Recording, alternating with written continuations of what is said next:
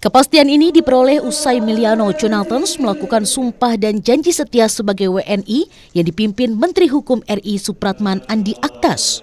Di Geraha Pengayoman Gedung Sekretariat Jenderal Kementerian Hukum RI Rabu siang, Emiliano Jonathans memiliki garis keturunan dari sang kakek Willem Maximilian Jonathans yang lahir di Depok pada tahun 1957. Wajah bahagia menyelimuti Emiliano yang datang didampingi oleh Ketua Umum PSSI Erick Thohir.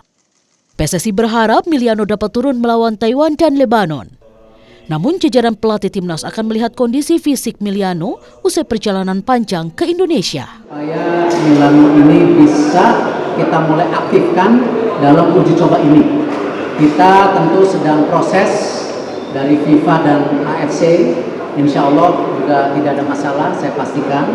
Jadi untuk tanggal 5 kita lihat apakah tentu kondisi fisiknya, karena kan ini baru perjalanan dan tentu nanti kita lihat, kita serahkan dengan coaching staff. Kami sepenuhnya mendukung apapun yang dilakukan oleh PSSI untuk mewujudkan mimpi kita bersama. Mimpi Bapak Presiden untuk melihat timnas kita bisa ke tingkat yang paling tinggi, ya, terutama ke Piala Dunia tahun 2026. Mohon.